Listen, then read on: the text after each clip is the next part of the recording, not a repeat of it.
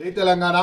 ఈరోజు కల్వకుర్తి నియోజకవర్గం కల్వకుర్తి మున్సిపాలిటీలోని స్థానిక విద్యాశాఖ అధికారిని బీఆర్ఎస్వి రాష్ట్ర కమిటీ పిలుపు మేరకు ఇక్కడ స్థానిక ఎంఈఓ గారికి వినతి పత్రం ఇవ్వడం జరిగింది. తెలంగాణ రాష్ట్రంలో కాంగ్రెస్ ప్రభుత్వము ఇక్కడ పరిపాలన చేపట్టిన తర్వాత విద్యా వ్యవస్థ అనేది పూర్తిగా కుంటుపడిపోయింది. ఎక్కడ చూసినా కూడా విద్యార్థుల భవిష్యత్తు అగమ్యగోచరంగా తయారడము ఈరోజు మన తెలంగాణ రాష్ట్రంలో చూస్తున్నాము. ఇక్కడ విద్యా సంవత్సరం ప్రారంభమైందో లేదో మా కల్వకుర్తి పట్టణంలో ముఖ్యంగా మా కల్వకుర్తి పట్టణంలో అయితే ఇక్కడ ఉన్నటువంటి ప్రైవేటు పాఠశాలలు తల్లిదండ్రుల నుండి పట్టి పీడించుకు తిరగడం కోసము అక్కడ బుక్స్ పేరుతో యూనిఫామ్ల పేరుతో అదేవిధంగా ఫీజు దోపిడీతోని అధిక ఫీజులని ఇక్కడ కట్టించుకునే ప్రయత్నం ఇక్కడ ఉన్నటువంటి ప్రైవేటు పాఠశాల యాజమాన్యాలు చేస్తున్నాయి.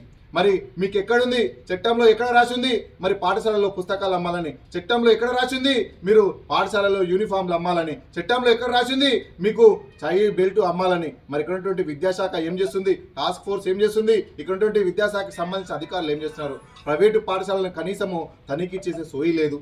మరి ఏ పాఠశాలలో చూసినా మీకు కళ్ళ ముందు పడకపోవచ్చు. ఇక్కడ ఉన్నటువంటి అధికారులకు మేము చూపిస్తాం, మేము పట్టిస్తాం. ప్రతి పాఠశాలలో ఈరోజు కల్వకుర్తిలో కానివ్వండి, తెలంగాణ రాష్ట్రంలో ఏ కార్పొరేటు ఏ ప్రైవేట్ పాఠశాలకు వెళ్ళినా పుస్తకాలు అమ్ముతున్నారు. మరి మాకు కనిపిస్తున్నాయి, మాకు కనిపించకపోయినా పర్లేదు. ఏ తల్లిదండ్రులను మీరు తట్టు చూసినా కూడా మీరు పుస్తకాలు ఏడగొన్నారంటే బుక్ షాప్ అని చెప్పారు, మరి పాఠశాలలే కొన్నామని చెప్తారు. మరి వాళ్ళు 1500 నాయని 3000 పెట్టి అమ్మిస్తున్నారు. తల్లిదండ్రుల దగ్గర ఫీజు దోపిడీకి తిరుగుతున్నారు. మరి పాఠశాల కనీసం వసతులు ఉండవు. అక్కడ రిక్రూట్ చేసుకునే టీచర్లు డిగ్రీ ఇంటర్ ఫెయిల్ అయిన వాళ్ళు ఉంటారు. అరే ఉండని క్వాలిఫికేషన్ ఉంటుంది, టెట్ క్వాలిఫై అయి ఉండరు. కనీసం టెట్ క్వాలిఫై అయిన వాళ్ళని కూడా అక్కడ టీచర్లుగా రిక్వెస్ట్ చేసుకొని మరి వాళ్ళని మేము తప్పు పట్టట్లేము, కొందరికి ఉపాధి కలిగిస్తున్నారు, దాని విషయంలో మేము అబ్జెక్షన్ చెప్పట్లేము. మరి కనీసము విద్యార్థులకు విద్య అందే విధంగా చూడాలని మేము ఇక్కడ బీఆర్ఎస్ తరఫున కల్వకుర్తి నుంచి డిమాండ్ చేస్తున్నాం. కనీసం విద్యా వసతులు లేవు, కనీసము అక్కడ ఉన్నటువంటి స్టాఫ్కు క్వాలిఫై అయిన వాళ్ళు కూడా లేకపోవడం ఎంత దుర్మార్గం. మరి ఎంత రేవంత్ రెడ్డి గారికి కాంగ్రెస్ ప్రభుత్వానికి పట్టి లేదా? కనీసము మరి పాఠశాలలని టాస్క్ ఫోర్స్ చేసి తనిఖీ చేసే బాధ్యత లేదా?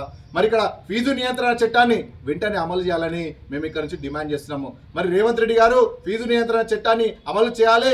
మీరు కమిటీలతోని మరి కాలయాపన చేయదు. మీ కమిటీల వల్ల ఏం సాధ్యం అయితే లేదు. ఎక్కడ చూసినా అడ్డగోలుగా ఫీజులు అవుతున్నవి. ఆ పాఠశాల వసతులు లేకున్నా కూడా వాళ్ళు కార్పొరేట్ స్థాయిలో ఇంటర్నేషనల్ స్థాయిలో ఫీజులు వసూలు చేస్తున్నటువంటి మన సందర్భాలని మేము కళ్ళారా చూస్తున్నాము. మరి మేము కనీసము పట్టించుకొని ఎక్కడైనా సరే ఒక కళాశాలకు ఒక పాఠశాలకు వెళ్ళేసి వాళ్ళని పట్టిద్దాము బుక్స్లను అంటే కూడా ఇక్కడ ఉన్నటువంటి విద్యార్థి విభాగాలపైనే మరి తప్పుడు ఆరోపణలు చేసేటట్టు పరిస్థితి ఏర్పడింది. వీళ్ళు డబ్బుల కోసం వస్తున్నారు, డబ్బుల కోసం ధర్నాలు చేస్తున్నారని మళ్ళీ మాపైనే అక్కడ ఉన్నటువంటి తల్లిదండ్రులతోని మాపైనే అవాకులు చెవాకులు పేర్చే సందర్భాలు ఉన్నాయి. మరి ఇప్పటికైనా ఇక్కడ ఉన్నటువంటి అధికారులకు మేము ఒకటే డిమాండ్ చేస్తున్నాము, మీరు పట్టించుకుంటారా లేకపోతే మేమే ప్రతి పాఠశాలలో తిరిగి పట్టియాలనా?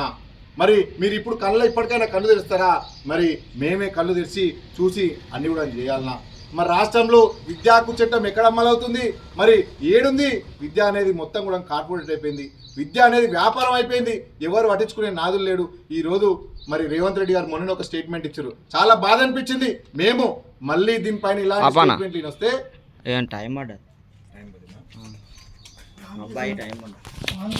ఎండకు